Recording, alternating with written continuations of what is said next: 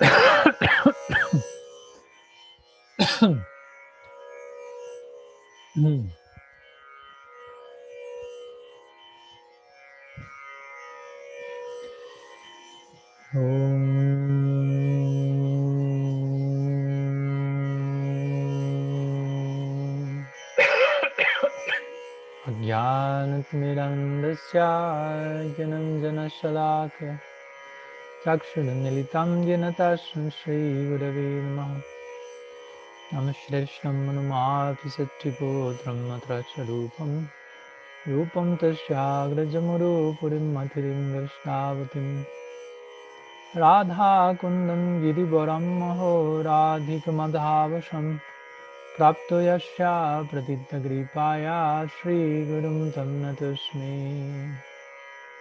Vancha kalpatarubhyascha kripa sindhubhyaiva patitanam pavanebhyo vaishnavibhyo namo namah Nikhila shruti mole ratnamala diti nirajita padapankajanta Ajimukta kulairupashyamanam paritastam harinam samshrayami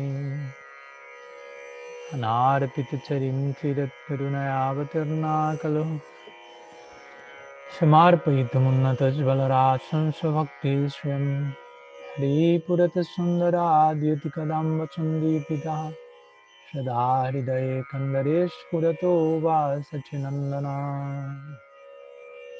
Janalambita Bujjo Kanakavadatu Sankirtanaika Vitaro Kamalaya Takshu Vishwambaro Dhyavaro Jugadharmapal Ande Jagat Priyakaro Karunavataru Radhini Shakti Sarupaya Gauranga Suridaya Cha Bhakta Shakti Pradhanaya Gadadhara Namastute He Krishna Karuna Sindhu Dinabandho Jagatpate Gopesha Gopika Kanta Radha Kanta Namastute Radhi Vrindavanadisha Karunamrita Vahine Kripaya Nijapadabja Dashanmayam Pradiyatam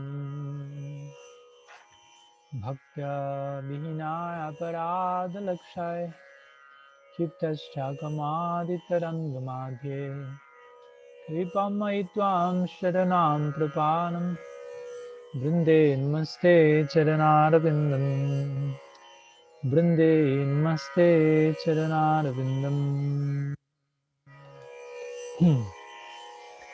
Srila Gurudev Ki Jai Shriman Mahaprabhu Ki Jai Shri Harinam Sankirtan Ki Jai Gaur Bhaktivinoda Ki Jai Gaur Premanand Hari Hari Bo.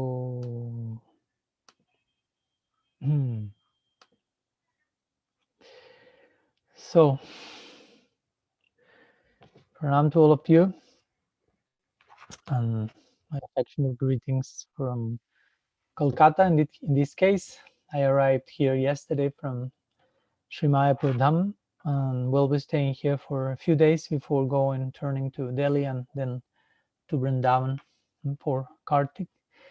And here I find myself in a place called Bhaktivedanta Research Center.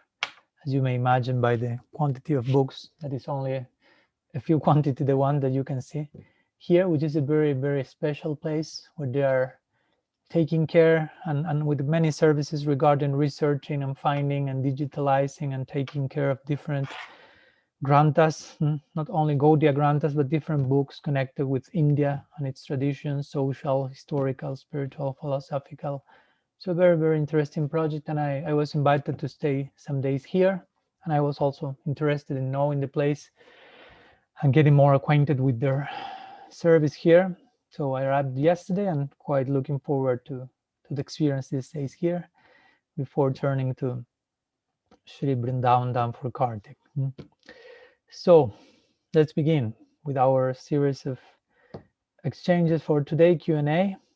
I have some questions that had been sent to me this time. I have a few of them, like 5. So, of course, with these 5, I have the whole meeting already done, full. But, of course, I would like to give place if some of the ones connected live also have any questions, please, in that case, you can send it via written form in the chat, or you can raise your hand or unmute yourself and present whatever question you may have. And I will begin, nonetheless, with some of the questions that have been sent to me in advance this week, along this week. And if you have any other question that may come, or a follow-up question or something you have for the ones connected live, you can unmute or send a message or whatever.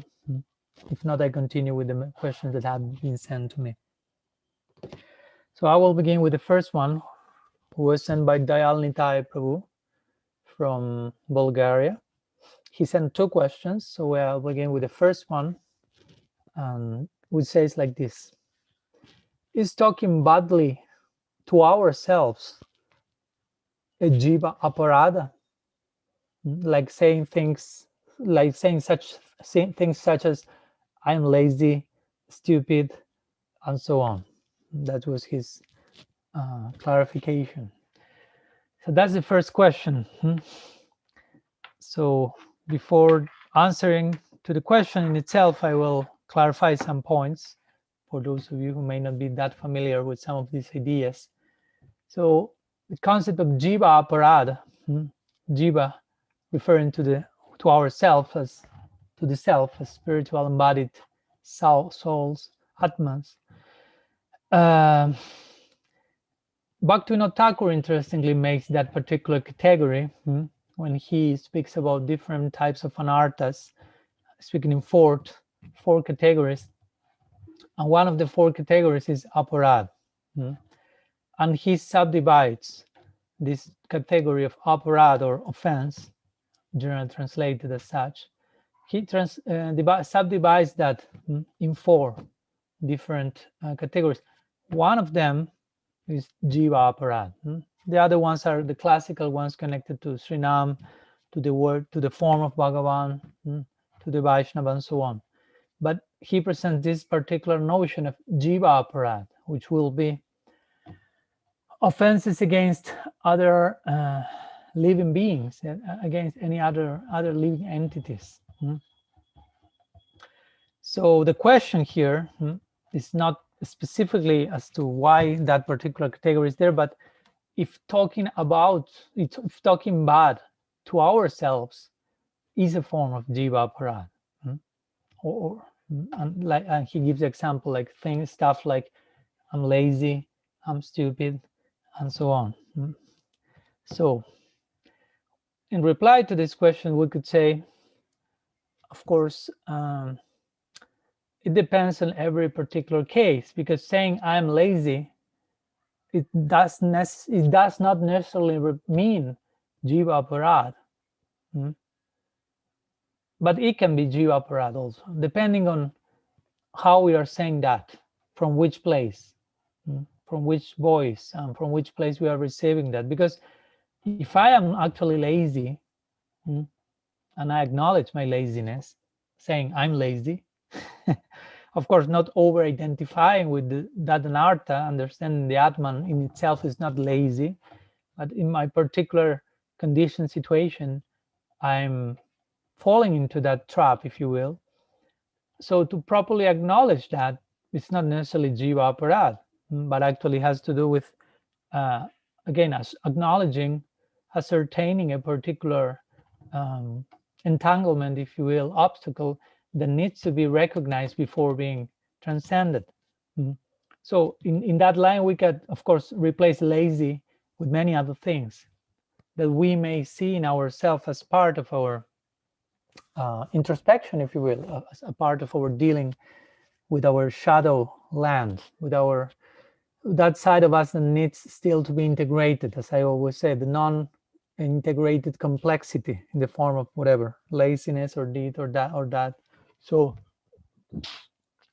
now, if you are saying that to you in a negative way, destructive way, not constructive, not in the spirit of upgrading myself, well, in that sense, we could say somehow we could put that into the category of Jiva-aparadha, although generally Bhaktivinoda Thakur presents that notion in connection to other jivas, and like you're trying to make this point, like, okay, you may take care of not offending Bhagavan, Srinam, and the Vaishnavas, but be careful that in the name of that, you just mistreat everyone else. And you stop being compassionate or kind or merciful or respectful with other living entities which are not Bhagavan, which are not Sri Murti, Srinam, or Sri Vaishnavas, or Vaishnavas, I mean. So that's the main point that Bhaktivinoda Thakur wants to make, basically. Jiva-aparadha refers to that. No?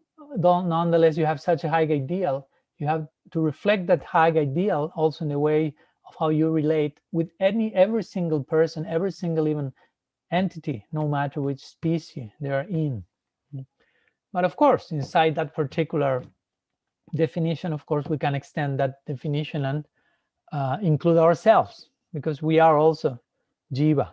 And of course, there's place for us mistreating us. Now, mistreating means basically, going against our best interest, if you will, as Atman. And consciously and subconsciously, so many ways of doing that, criticizing ourselves in a way of indulging in victim consciousness, trying to justify something that requires a change from us. And instead of doing that, we just like torture ourselves, if you will, as some form of relief, which of course there is no relief whatsoever.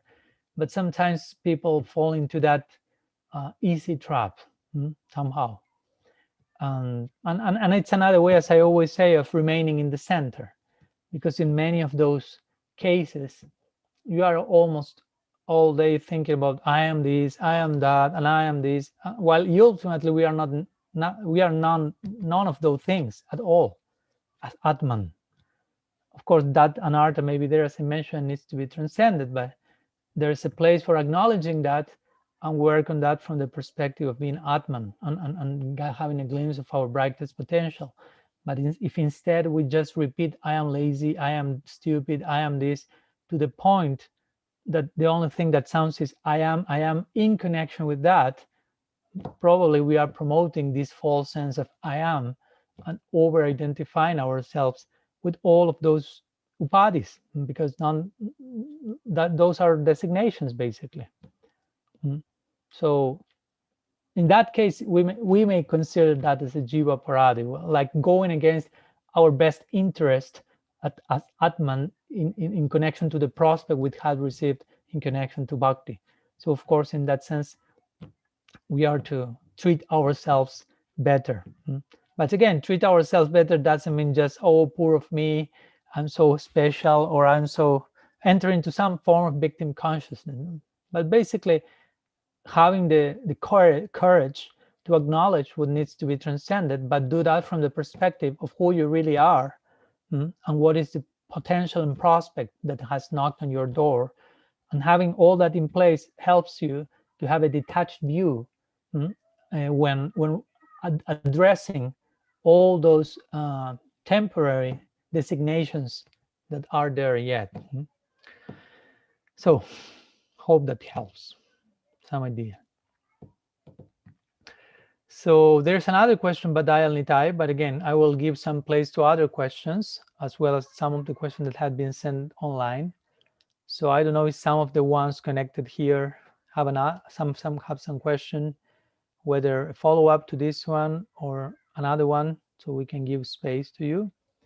And if not, I can continue with some other question. Shyamananda or Sakyarati have some question?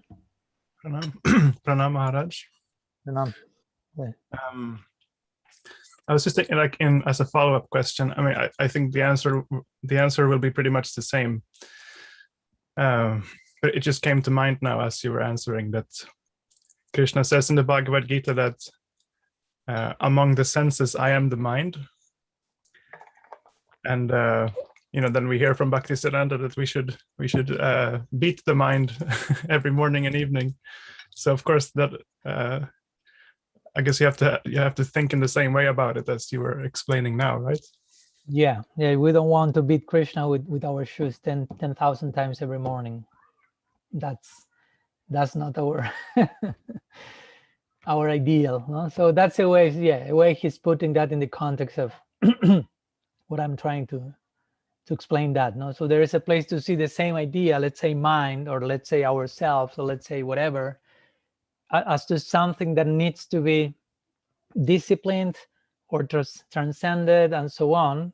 Negative, it's not negative, but to put that in some term, in those terms, but also the same thing can be connected and related with Krishna as being represented in that same thing. So in other words, that is showing the potential of that as well, as Krishna himself says in the Gita, Bandhurat matmanastasya tasya jinadmai vatmanajita anatmanastu satrutut bharte tadmaiva satruvat. For one who has controlled the mind will be the best friend. For one who has failed to control the mind remains the worst enemy. So the point is the same. Mind can be worst friend versus best enemy, and of course, best friend, and worst enemy. And Krishna himself saying in the Gita, Suhridam Sarvabhutanam, I'm the best friend of everyone. So, and Krishna is the mind, but when he's saying I'm the mind, doesn't necessarily mean all the weird stuff that may be going in our uncontrolled mind.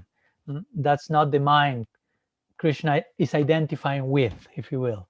But when our mind is fully under our own control, it means our mind is basically reflecting Krishna there. It will be like a transparent medium. Actually, it will act in a total favorable way to facilitate Krishna's spurti there, smaran, and so on. Smartavya Sadatam Vishnu, Krishna will take full seat there. He's represented there. So yeah, when Prabhupada Bhaktisiddhanta will say, let's beat the mind, of course, he's referring to basically try to dovetail or try to work with your worst enemy at present in such a way that someday you can say, instead of beating my mind with my shoes, I will offer 10,000 times pranam because Krishna is there. I have full insight about that. So yeah, basically the same reply applies to this idea as well, but thanks for sharing this further contemplation. Interesting.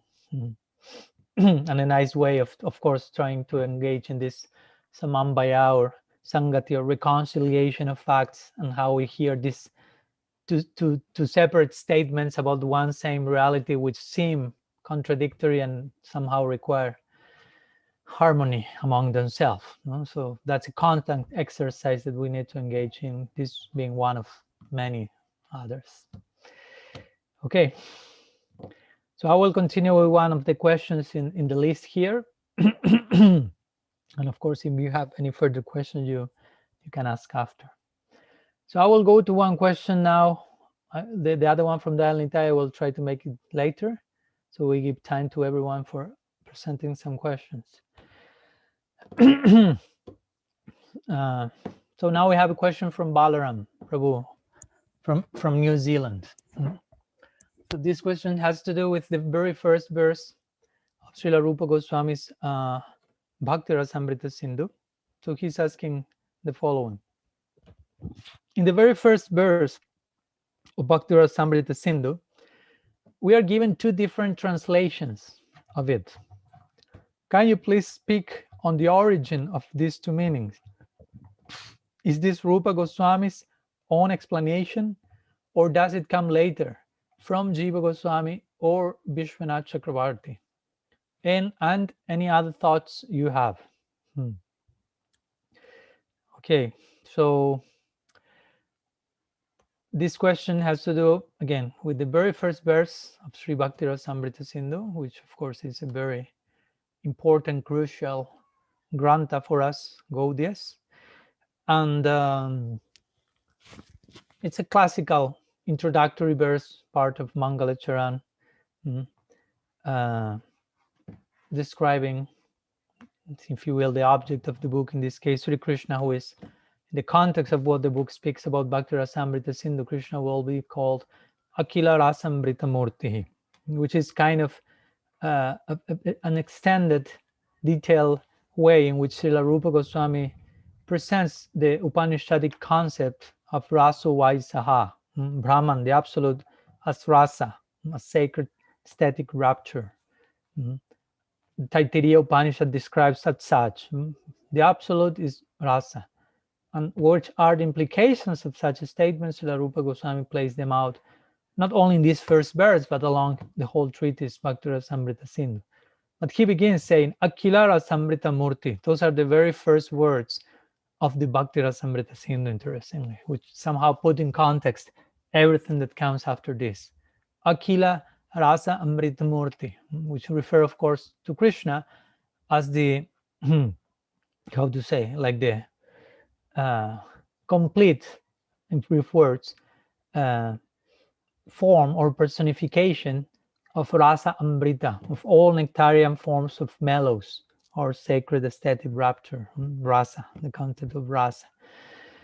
So the question has to do with the whole verse and two meanings of this verse that are generally presented. So I will share the verse with you, and I will share the two meanings, and then I will address the question itself presented by Balaram Prabhu regarding the background of these two meanings. So the verse in itself says, Akila Rasamrita Murti Prastrimara Ruchirudha Tarakapali Kalita Shama Lalita Radha Prayam Vidura Jayati. So the very first meaning, which is kind of the, if you will, the most directly devotional one, says that this speaks about Krishna and says, Krishna, who is the destroyer of all sin and the bestower of bliss, the very form of the highest bliss, filled with all rasas, excels all others in glory. He brings Taraka and Palika under his control by the diffusion of his beauty. He accepts Shyamala and Lalita as his equals and gives pleasure to Radha by his excellent qualities. So this is the first meaning, which speaks about Krishna, as you can see, in a very overt way, direct way, evident way, and describes some attributes connected to him, in connection to how he destroys sin, how he bestows bliss, how he's the very form of bliss, the very form of Ananda, Rasananda. He's filled with all rasas, Akila Rasamrita Murtihi, and he excels all others, Jayati, in glories, or may he be glorious because of that. And then he gives different names of different gopis, presenting like a sequence of intimacy. First speaks about how he's controlling Taraka and Palika through his beauty. He subjugates that particular group of gopis. Then with gopis like Shyamala and Lalita, he relates as equals, not as him superior in connection to the previous gopis. And finally, to Radha Prayam, he gives pleasure to Sri Radha. Basically implies he's subservient to her. Dehipada Palavamudaran. He bows his head unto the feet of Sri Radha. Only to her feet we hear that Krishna bows his head. So basically this is the description of the meaning of the first verse. Krishna, with all these qualities in connection to different devotees, all this culminating, of course, in how he reacts or he acts in connection to his Purna Swayam Shakti Sri Radha. So the second meaning of the verse, which is presented also in the editions of the Bhakti-rasamrita-sindhu, is kind of more indirect, and it speaks more in connection to some phenomenon of this world, basically, as we will see, as an attempt to give some reference point from our frame of experience in order to conceive that which is way beyond our pratyaksha, our plane of sensory perception, and actually deals with the aprakrita, with something that may seem similar to this plane, but is way above even the generic transcendental platform. So the second meaning, instead of speaking about Krishna, we'll speak about the moon, Vidhur. So the full moon, which destroys suffering and creates happiness by its cooling rays, shines everywhere, and with its excellent qualities and beauty. It is the very form of nectar, filled with all tastes.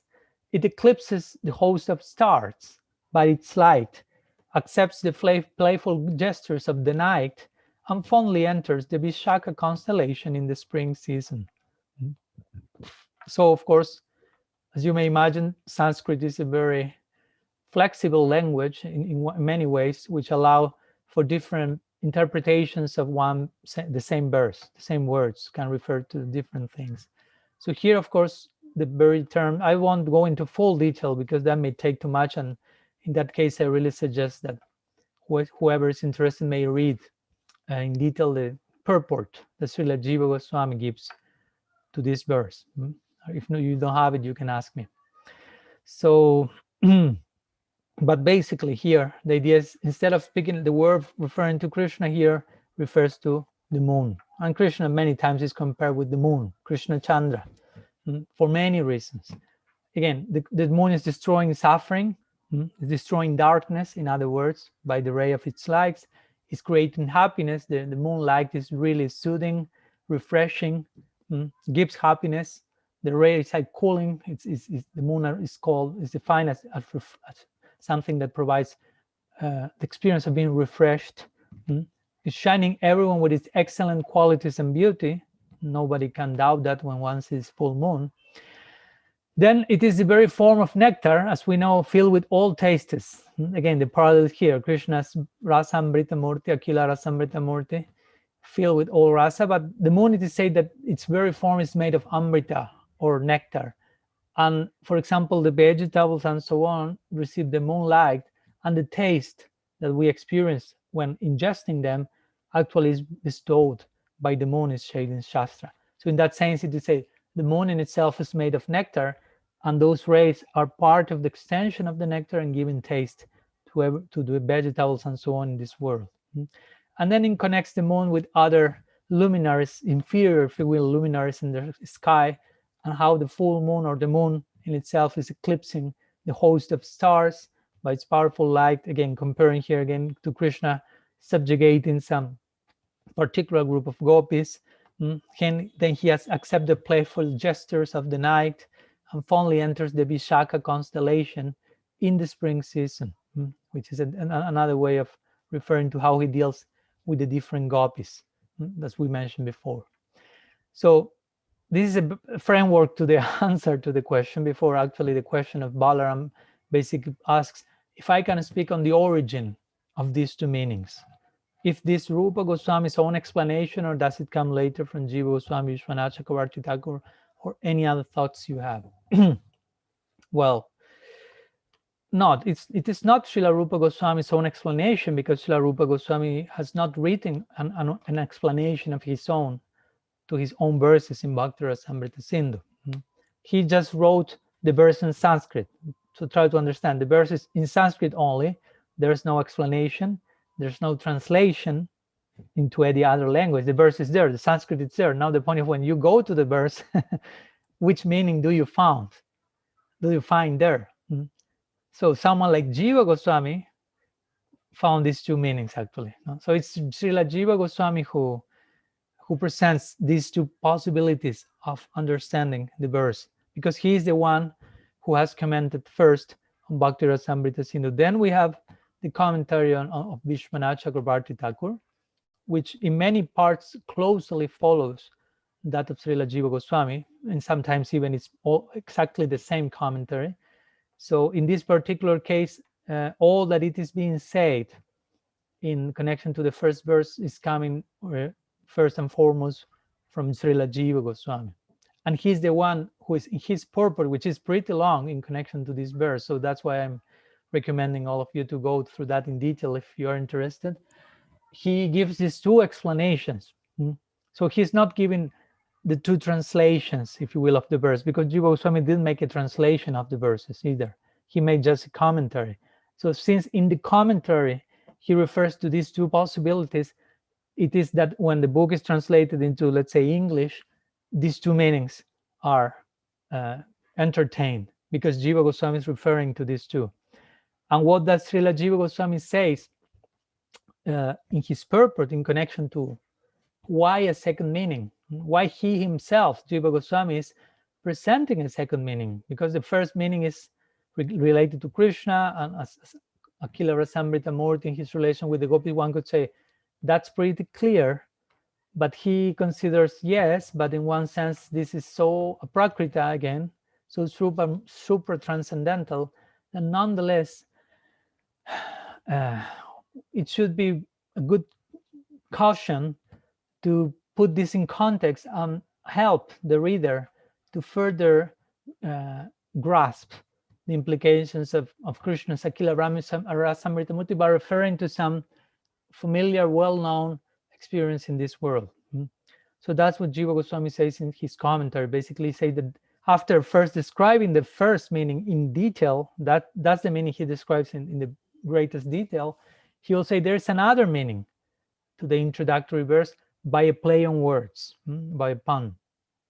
And the double meaning, Jiva Goswami continues, like of words indicates a comparison, and by that he clarifies the meaning of the verse is further enhanced. So ultimately it's not only a cautionary measurement, but everything has to do with enhancing the relishment while reading the verse, the experience of the reader, the experience of himself as Srila Jiva Goswami as a commentator.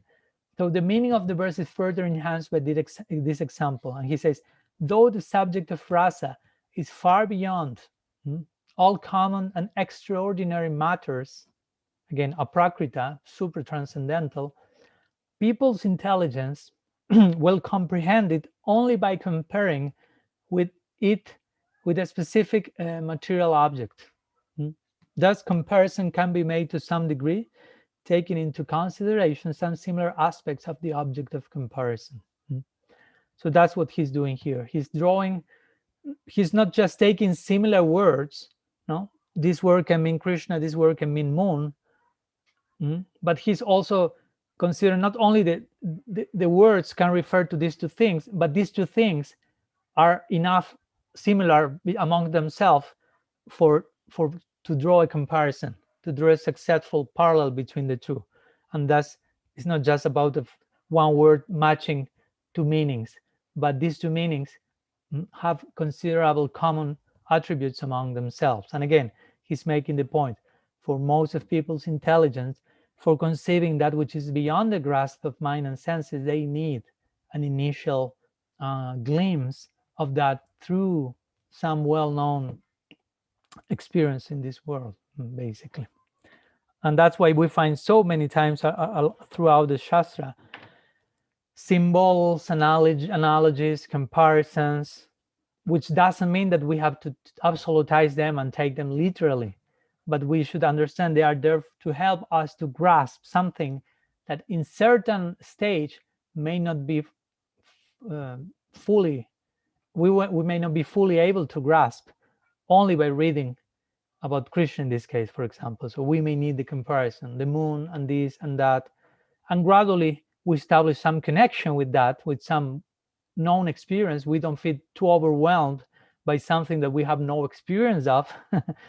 And by that way, gradually putting some bridge and entering by the nature of the commentary, by the empowerment in the words and the mercy of the author and commentators, gradually we are being carried by their mercy and bhakti samskar received for that into the ultimate or more deeper layers of the ultimate intention of this type of expressions.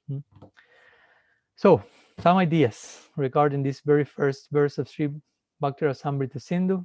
I remember my Guru Maharaj gave a series of lectures about this, very interesting. If I'm not mistaken, it was the very last time he visited Argentina. So they are also there online for those interested, with Spanish translation as well. And of course, if not, you can also go through the again the detailed purport of Srila Jiva Goswami, which is of course amazing. Okay, so is there any question in the ones connected live as a follow-up question or something in another direction? If not, I can turn to some of the other questions present here, but just to give you also the chance, raise your hand, unmute yourself, or send a message.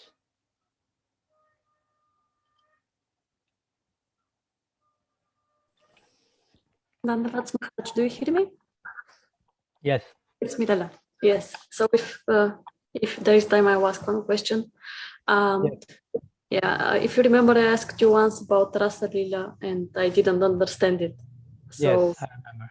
Embarrassing for me to ask, and I will ask another embarrassing question. about that again. It becomes like an obstacle for my faith and for my understanding. I guess it's my logical mind, but whenever I hear or read about some lila or and there are, for example, some creatures like like snakes or elephants or whatever, it sounds a bit surrealistic. Or for example, Krishna's wives in Dwarka were 16,108, right? All of those details that my mind cannot comprehend. I find it difficult with those details. And I know that Guru Maharaj says that whenever,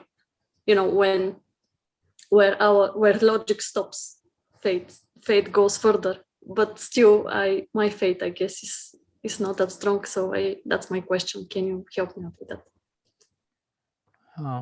Well, I think it's good to have those experiences, because we need to put some stop to our head. I mean, sometimes the head is like a wild beast, no? or the intellect is like a monster with unquenching thirst or extreme appetite. No? And like Krishna says in the Gita, Kamaisha Krodha Esa Kamaisha Krodha Esa Samudbhuva Samudbhava Mahasana Mahapadma Vidyamani Habaidinam. He describes calm, sometimes translated as lust, as an enemy whose hunger is never satisfied. But calm also means desire, selfish desire, and we can apply that to the desire to know too much or to understand everything through the logic or head.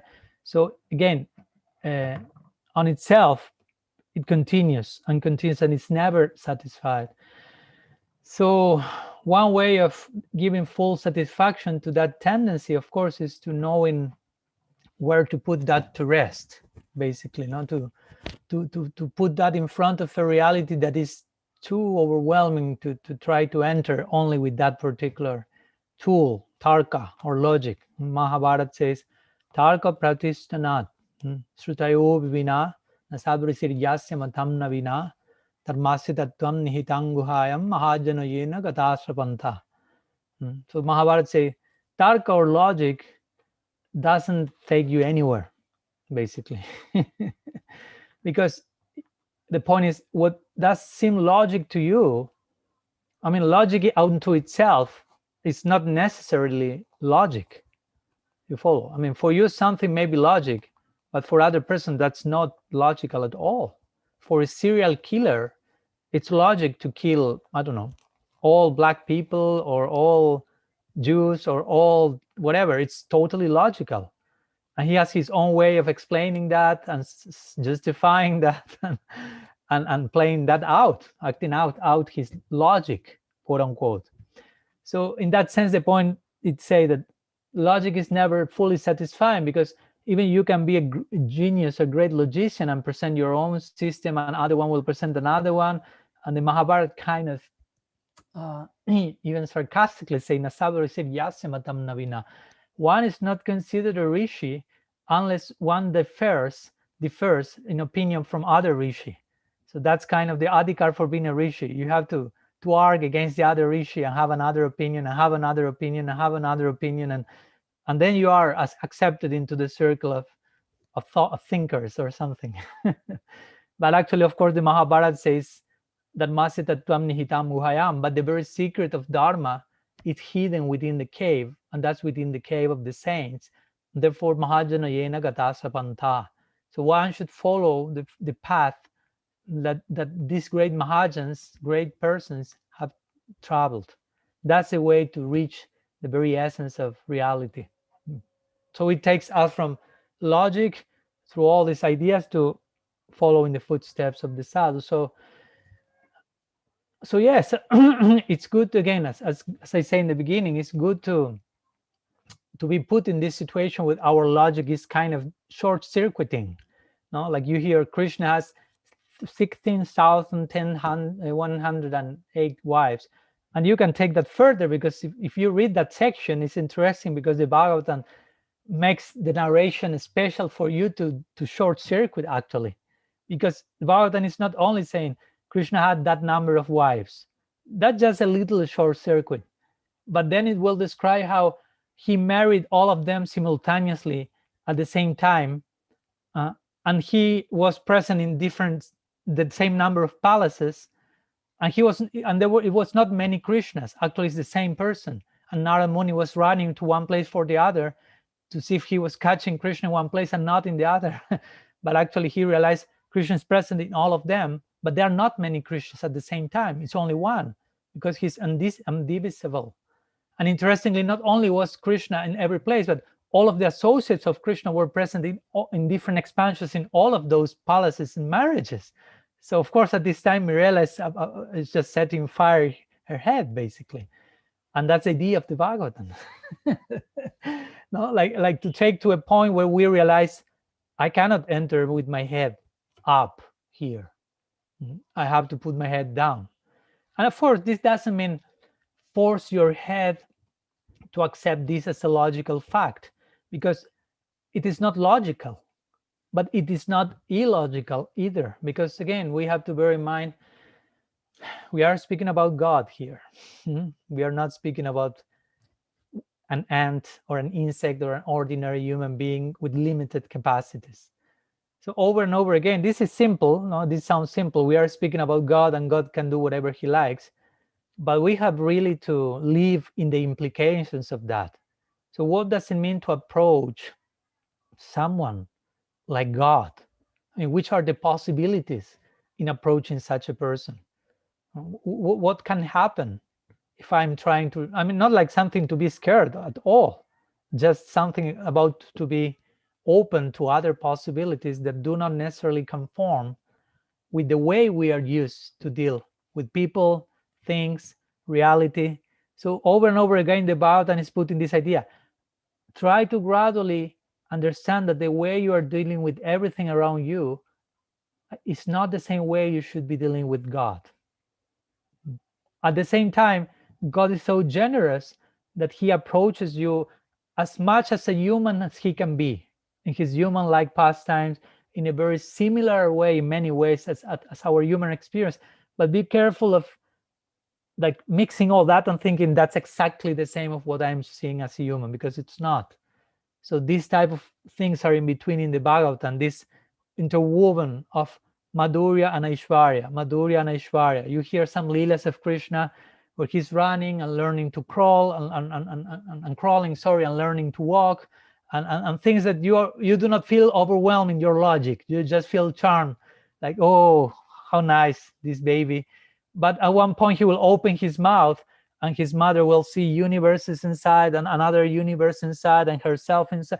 So at one point you're like, wow. At that point, the short circuit starts. And after that, again, you have him in picnic with his friends and everything is nice, like when you are with your friends, but suddenly he expands in the form of all the calf and all the friends and all thunders of Narayan. So again, short circuit starts. And again, you go back and Krishna is with the Gopis and he's dancing in the forest and there's music and song and celebration, something so nice for us humans. But suddenly we hear he's expanding what for every single gopi in between. So again, we have this very perfect and expert narrative of Madhurya and Aishwarya put together. So as we feel enough charmed by the content of Krishna Lila in the context of human life, but also with the proper dose of Aishwarya for us not to mistake and think, oh, this is human or ordinary human narrative. So our head is not trying to just grasping it all, but knows where to bow down. No? So we know Brahma prayed in that way. Jnana prajasamudapasya manta eva. He said, I have to leave this attempt of trying to understand everything with my four heads, and the best thing I can do with my head is put that on the ground and offer pranam unto this greatest personality. So whenever we still experience some short circuit, we shouldn't, on one side, torture ourselves for sure, because of still we feel that. We should not insist in that direction, and trying to subjugate the lila to our head, no, like it's not fitting, and you just insist trying to make the whole lila reality fit in your head, and you insist, it doesn't work like that. So you shouldn't do that as well. So of course the remaining option is to humbly acknowledge, okay, still my logic speaking too loudly. And that's a symptom of some work I need to do. Some homework is there, so I'm happy to be reminded of that. No? That's a way of dealing with that. And at the same time, I know that indirectly I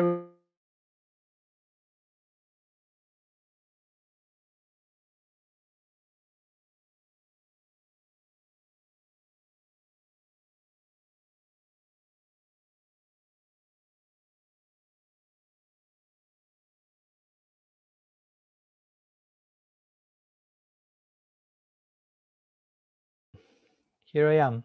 1 second, the connection went off.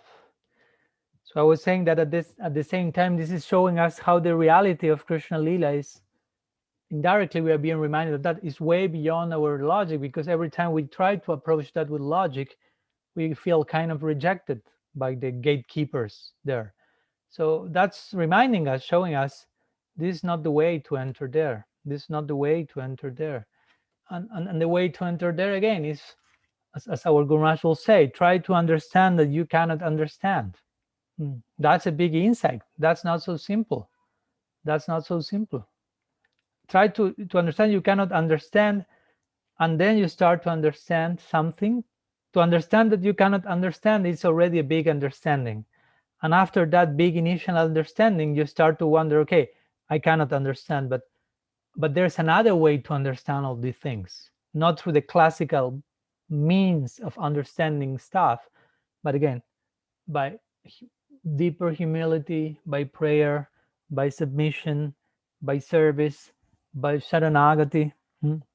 Basically, there are so many verses in Shastra, I don't want to make it long by quoting them, but that speaks about how whenever or as much as we surrender to Bhagavan, we will receive all the necessary knowledge, understanding of things. Vasudevi Bhagavati Bhakti Yoga Prayojita Janayatya Suvairagyam Yanam Chayadahaitukam.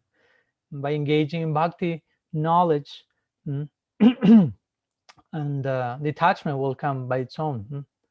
And Dadami Buddhi Yogamta, many verses Krishna says, if you surrender to me, I will give you inspiration, I will give you enlightenment, I will give you understanding. So no need to try to force yourself into the higher domains of reality by logic and understanding, because again, Tarka Pratishtana, if you insist only through logic, and this is not only for Mirella for sure, if you only depend on logic, apratishtana means there is no position for you. You remain in some sort of limbo, and we don't want to end up in a limbo. That's desperating. So yes, try to take this section of the Bhagavatam as especially, not as something that we should avoid. Of course, maybe we shouldn't also force us. I only will read those sections, so because those are the more difficult for me, and because it may be too much to only concentrate in that, but not to also not to reject them, because it's nice to be reminded of that principle and to deeply think about the reach of our intellect, and again the necessity of faith to take us beyond that reach. So some words, I hope that helps. Thank you so much for the question. Okay, so I'll continue with some of the questions sent to me during the week. There is a somehow related question, the second one sent by Dayal Nitai from Bulgaria, so I'll go with that one, and then we will see how much time we have for remaining questions. So he says, I try to accept my level and imperfections, but still feel either hypervigilant not to make new mistakes or feel dejection. Can you give an advice? So again, a little bit in connection to what we were speaking somehow, if you will, in one level. Because one may perceive, okay, I'm having this problem, I'm having this lack of capacity, and enter into this particular constellation that Alinta is describing here.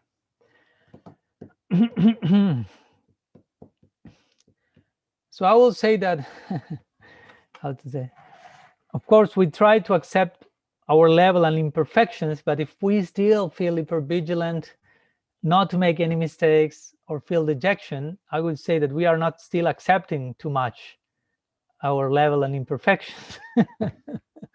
I trust that you are trying, for sure, but that and of course to try is to in a sincere way with proper guidance implies that in time we will do that more and more perfectly.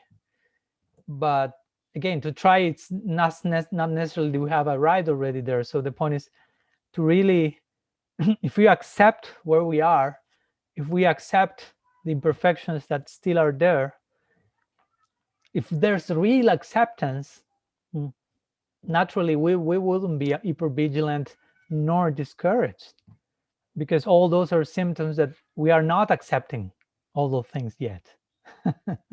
We have still some like defensive mechanism, no, in relation to ourselves. I'm not allowing myself to be like that. And again, this is a general answer because every person has different ways in which all this plays out. But I will ask myself the question, if I have this problem, okay, I'm hypervigilant. I'm trying to accept my level, my adhikar, my present situation. I try to acknowledge my shortcomings and limitations, but I'm still hypervigilant, not to make new mistakes. So I will, as usually we should do, I will go one step further and ask myself the question, why? What's the reason behind my hypervigilance not to make new mistakes? What I am afraid of if I commit a new mistake? What's the problem in committing a mistake? What's the danger? If I feel danger, if I feel threatened, if I feel feared because of committing a mistake, I mean, try to go deeper into your subconscious, to the background that is actually motivating your actions, emotional reactions. Because someone might say, again, I feel hypervigilant, and we may remain stuck there, but we don't go behind that, to the root of that. So what's taking us to be hypervigilant, to not make mistakes? Why we are not allowing ourselves to commit mistakes? We're so much on guard against new mistakes, which are what the problems are that we think may happen if we commit mistakes. Someone else may see us, and we will feel, I don't know, ashamed that someone realizes that we are committing new mistakes. We may feel fearful of being rejected by not being able to learn the lesson, and we will think that other people will consider us too stupid because we still make new mistakes instead of making new things that are not mistakes. But again, all this may be rooted with a misunderstanding of what progress means, because I mean, to progress in life and to progress in a spiritual life, one way of defining that is that you will keep committing new mistakes, but they may be higher mistakes. But the point is, since they are new, you may be afraid of committing them because you realize there are mistakes, but they are new. Actually, they are not new. They are a more refined version of the more grotesque mistake you were committing 1 week ago, basically. No? But since it appears in this updated way, oh, a new mistake is coming. No, I don't want people to see that I'm indulging in this new thing. They will feel, oh, I'm still, it feels like you are accepting more mistakes, accepting new mistakes, if you will. But it's not that you are accepting new mistakes, but you are refining all the most gross version of yourself that was there into a more refined one, and that takes the form of a more refined mistake, if you will. So it's important to understand what's going on in that moment. You follow? To understand, to have a proper viewpoint of what's really taking place, because all that is taking place in the imperfect way. That's a symptom of your progress. You should be celebrating that experience. You are advancing by the grace of Krishna, but instead of organizing a mahotsav and celebrate that, you are getting discouraged and feel dejected and feel ashamed and fearful that I hope anyone does not look that, but actually we should be open for others to acknowledge that, because that will be a symptom of our progress. Not, of course, I want others to see that and see how great I am, because our progress is not by our own merit. Also, we should understand that by the power of grace, we are able to understand something. We are able to advance. So again, we should not be hyper vigilant to make new mistakes, because that's progress about. I mean, you cannot progress without making new mistakes. Try to get that point. Sometimes we have this like perfectionist idea that progress is to stop committing mistakes, or to commit less mistakes than the ones I was committing yesterday. Not necessarily. Again, you will commit new mistakes and those new will be higher, if you will. But since they are new, you will just maybe subjectively experience them as mistakes. No, you may not feel these are higher mistakes. I'm getting closer to my goal. You may just feel, oh, another mistake. Oh, this is a new one. I didn't have this one. But it's important to understand what's really taking place, and not feel dejected, or not feel fearful, because if you are, of course, sincere and doing things properly, as I trust you are doing, Dayalnita, in your particular case, for sure. So I think it's good to try to how to say, not only get stuck again in the emotional reaction, but also like to make a breakdown, if you will, to break down all the different elements of what's going on, detach ourselves from that emotional reaction, and extract like the active principle behind that, asking these questions. Why I'm feeling like that? What is really happening here? Because we can read a particular situation from a particular narrative, and the same situation for a very different narrative. And that's what spiritual education is about. That's what Shastra is about. That's what inquiry, receiving knowledge, and Sambandha Gyan is about. That we get educated, so whenever we go through a particular experience, we are able to read that experience through another lens, through the lens of knowledge, Gyan Chakshus, through the eye of revelation. So some ideas. Again, I know that's not easy in practice, but by having these types of advices, I hope those may help us to put pause, take a distance from the situation, and really understand what's actually taking place. Okay. I have 2 more questions here. I don't know if I will be able to go through all of them, but I don't know if you have any other questions there, whether follow-up questions or any other questions on the words connected.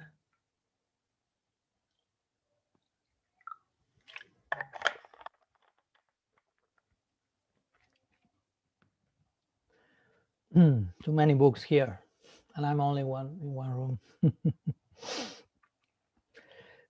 Okay. So no questions. I'll continue with some of the questions sent here. At least one more. Let's see if we get to the remaining 2. A question from Purna Chandra Prabhu, also from Bulgaria. So he's asking, is there a difference? There are kind of 2 questions, or one question in 2 parts. Is there a difference in the mood of serving the Gopis on the one hand, or in the mood of service, I will say, of the Gopis on one hand, and Prahlada Maharaj on the other, considering that the circumstances in which they reside are radically different? And the second part of my question is, does Krishna create the circumstances in which we serve him, or does he give complete freedom for the devotees to express their nature and respond to them accordingly? Okay, so especially the second part may take considerably longer time to reply, but I will share some brief reply in this case since we are almost an hour speaking here. But the first part, if I understood it correctly, is saying if there is some difference in the mood of serving the gopis. I don't know, it's not clear for me if it has to do with the mood of us serving them or in the mood that they are serving Krishna. But whatever the case, the question has to do with the mood of service to the gopis or from the gopis, and on Prahlad Maharaj on the other side. So in both cases, I will say yes. Is there a difference? When we use the word mood, of course, the technical term for this is bhava. So there is a particular way in which the gopis are serving Bhagavan, and there's a particular way in which Prahlad Maharaj is serving Bhagavan, and by extension, there is a particular way in which anyone who wants to serve the gopis will serve them, and anyone who may feel affinity towards Prahlad Maharaj's mood and wants to serve him, if you will serve him. One part of the point kind of replies the other, because it's all about bhava. It's all about honoring the mood, the prevailing mood, living to honor that. That's very, very important, to honor the principle of bhava rasa. And that's why we Gaudias put so much care into how we conceive each particular form of the absolute, and how we conceive our relationship with that particular form according to the parameters of tattva, siddhanta, rasa tattva, and so on. For example, Mahaprabhu is not conceived by us as someone who we can relate to in paramour love, as it's the case with Krishna and Vrindavan. Although he is Krishna, and he's Braja Krishna, he is in a particular mood in the Navadvip Lila, in the Gaur Lila.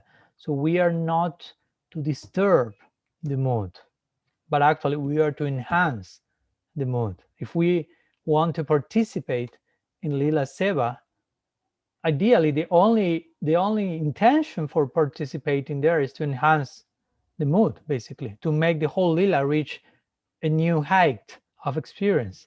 Of course, we are, in one sense, we are nobody to, it all depends on me, I will go there and make the whole Lila be enhanced. But at the same time, there's nothing else we can do being there by the arrangement, of course, of Swarup Shakti, Yogamaya. It's not that we are the only ones doing the whole thing, but we will be instrumental for that to happen in connection with so many other, of course, participants of the drama. So it's very important. We are not to disturb the particular mood in which every devotee is, but we are to enhance that. Brihad Bhagavatamrita is a classical example of that, and I always like that because that's the very first book of the Gaudiya Sampradaya. So it kind of puts in context what Gaudiya Sampradaya is about. Of course, it's about a very specific mood. At the end, it converges in a very particular conception of the Godhead. But when reaching that mood, that goal, Gaudiya Vaishnavism, if you will, in the form of Gopakumar, is going through so many other moods, so many other universes and devotees, and universes made of a particular mood. And of course, he's being carried by his own mood. So sometimes being carried by his mood, he ends up disturbing the local mood and not enhancing that. But it's not that he has that intention for sure. It's just he's being carried by that. Like, for example, when he reaches Vaikuntha, and of course there is a particular prevailing mood there, Aishvarya, towards Narayan. And when he sees Narayan through his eyes of his mood, Bhava Netra, the eyes of his mood, he sees Krishna and he shouts Gopal and runs to embrace him. So everyone in Vaikuntha becomes Sakunta, or full of anxiety. But of course, we are not faulting Gopakumar, or he's not enhancing the mood of Vaikuntha, he's agitating them. No, because that happened as divine arrangement being carried by his own bhava. If you have bhava, and whenever he realized where he was, of course, he was careful not to disturb anyone's mood and faith there, but also he was careful of enhancing his own mood. So going back to the question, yes, the gopis are in a very particular mood, and Prahlad Maharaj is in a very particular mood. But we cannot really make the two of them the same. Generally, even these two and others, of course, in between, are presented as classical examples of different hierarchy, if you will, objectively speaking, of approach to Bhagavan, like Prahlad, Hanuman, Uddhava, Pandavas, and so on, Jashoda, and so on, and eventually the gopis. So they are generally depicted as paradigmatic figures connected to these levels of relationship. So it all begins with Prahlad, actually, and it all ends with the gopis, in one sense. So in one sense, we have these two on the two ends of the spectrum. So it's clear that it's not about the same mood of service. And again, the difference between the two is in mood of service, because the two have prem, the two are, if you will, pure devotees or represent something totally transcendental. But inside that, there are so many possibilities. So I hope I understood the question, the first part of the question. And some words regarding the second part, which asks, does Krishna create the circumstances in which we serve him, or does he give complete freedom for the devotees to express their nature and respond to them accordingly? Well, there are different ways to reply to this. Of course, we could take the stance of Vishwanath Chakrabarti Thakur and say that Krishna has gave all responsibility of his Kripa Shakti to his devotees, and they are administering this Kripa Shakti and Bhakti Shakti flowing through them, and whenever Bhakti is flowing, Krishna has to go, and in that sense he has no choice in the matter, and so on. That's a way of replying to that, but I will reply in a more basic way and regarding to this question, because I think that will help to understand the other not so basic way, which asks, does Krishna create the circumstance where we can serve him, or he gives complete freedom to the devotee to express their nature? I will say that when we speak about Krishna and when we speak about devotees, we are speaking about individual entities. Of course, one is the supreme Ishwar and source of everything, and Satya Sankalpa, whatever he wants happens. Another one is us, which it's clear fact that whatever we want does not happen, because whatever we want is not what we should want. So that's what is not happening, basically. When we really know what we want, really know what we need, what we want, then Satya Sankalpatva, or this capacity of whatever we desire will happen, that will happen. But that's not happening now, because if that will happen, the whole planet Earth will no longer remain now. Try to multiply all the totally distorted desires of unlimited living entities. Imagine that all of the things that they wanted happen at once. I mean, immediate explosion, total devastation, immediate in the spot. So of course, we don't have the word free will. Sometimes is tricky, because we don't have free will in our particular situation.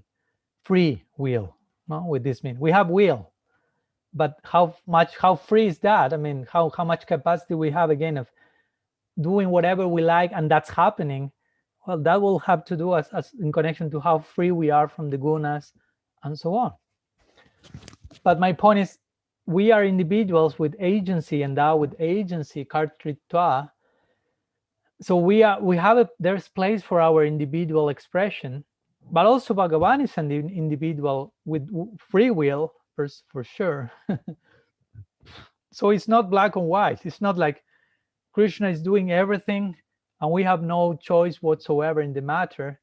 But it's not also like, no, he's not doing anything and we are doing whatever we like, or something like that. But it's a combination of will. Of course, our will has to be wisdomized, no? But has to be informed by revelation, and we are to exercise our will under proper environment and the proper education, if you will, and just in the proper direction. So that's the idea. No? As I sometimes say, using the example of the devotee, we didn't choose originally to become Gaudiya Vaishnavas. It was not part of our free will at one point, but a Vaishnav chose to, in his or her free will, he chose to deliver Krishna Bhakti to us. So our free will was like interrupted, mercifully interrupted by the free will of a sadhu. It was, I mean, we were not choosing that, but the sadhu chose, here it goes, in some form or another, in the form of a lecture, of words, of a book, or whatever. And in our will, we chose, okay, what do I do with that? Do I accept that? Do I embrace this that is coming from the will of the other person, or not? I mean, you can choose to totally reject causeless mercy. There's place for that.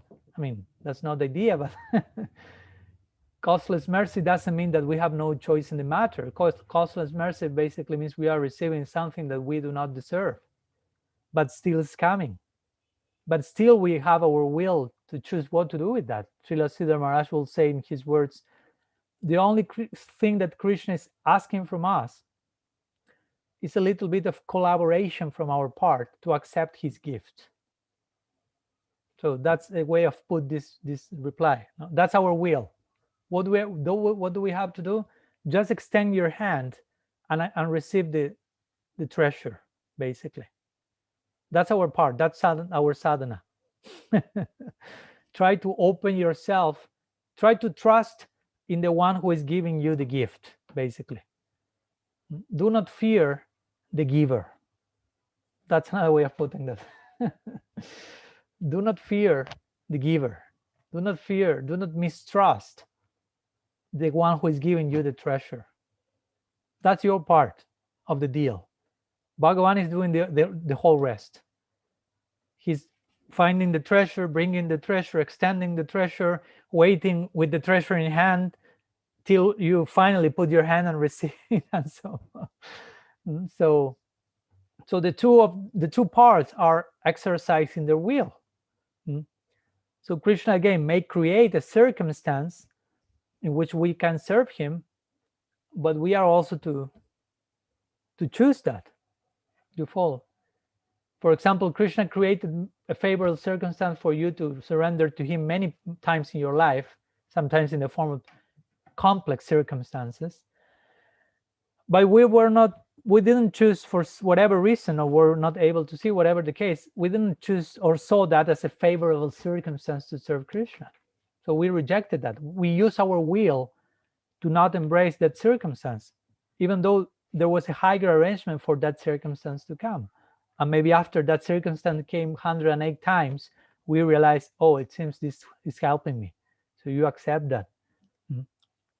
Of course, I'm replying to this question in connection to conditioned souls of the sadhakas. If we want to reply to this in connection to Krishna's Nitya Parikars or pure devotees, that's another whole thing. We have to speak in terms of Sandhini Shakti and the existential potency in the spiritual world, which allows the whole stage for the lila to be there.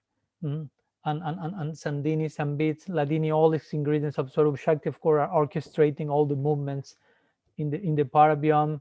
And of course, each devotee, according to their nature, as the question says, will interact and Krishna will reciprocate accordingly. In that case, we will speak, mostly in terms of Yogamaya, divine orchestra director. But I consider it more practical to speak more from our side, no? So from our side, even though we are not seen as sadhakas, if you are sincerely trying to surrender as a sadhaka, Krishna himself will take personal responsibility for each one of those devotees. So, but again, we have our will to choose what to do with the circumstances that are coming to us, because if you are in the process of surrender, you you ideally have this faith. Tattenu kampam susamikshmano bunjanavat makritam vipakam. whatever is coming to my life now as a bhakta is not only a result of my previous deeds, but Krishna is packaging this particular reaction in such a way for it to be favorable to my bhajan, for it to nourish my surrender. So that's how a surrendered person will think, someone with faith. So in that context, the person will embrace that particular situation, that circumstance. And the person won't like oppose or reject that particular circumstance.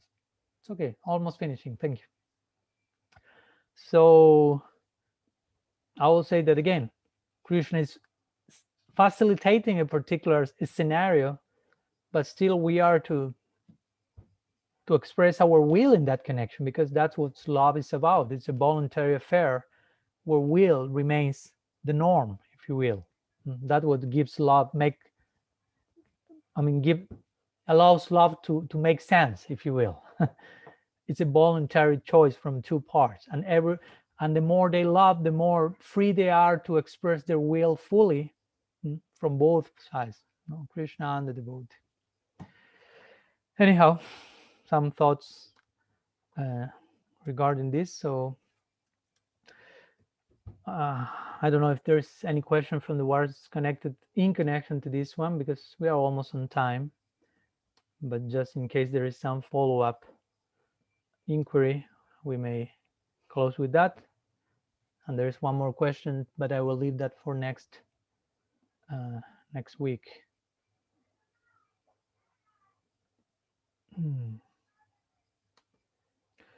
Okay. So it seems we are done for today. So thank you very much to all of you for your being there. And next Thursday we will be, if everything goes well, in Vrindavan. So Kartik will have started at that point. So I hope to be able to continue connecting. I say I hope because I'm not so sure about the Wi-Fi connection in the place where I will be staying there in Braj. But somehow I'll try to make the best possible arrangement to find a connection, so I can connect with all of you at least once a week from there, and we continue sharing our experiences in Kartik. So I hope you may properly be focusing yourself before this very, very important month of the year, the most important, I will say, where we can really go deeper into our sense of purport and purpose in purpose, I will say, in our life as sadhakas, and receiving extra blessings, extra mercy by committing ourselves in a deeper way to our sadhana, to our practice inner ideals, and so on. So my prayers and best wishes to all of you, and may you take the best possible advantage of this Kartik month as to upgrade your condition as sevakas. And please bless me so I may also try to follow in those footsteps. So thank you very much, and see you next Thursday. Srila Gurudev ki jai, Shriman Mahaprabhu ki jai, Shri Harinam Sankirtan ki jai, Gaur Bhakta Vrinda ki jai, Gaur Premanand Hari Bo. Mancha kalpatarubhyascha kripa sindhubhyev cha patitanam pavanebhyo vaishnavebhyo namo namah. Anant koti vaishnava vrinda ki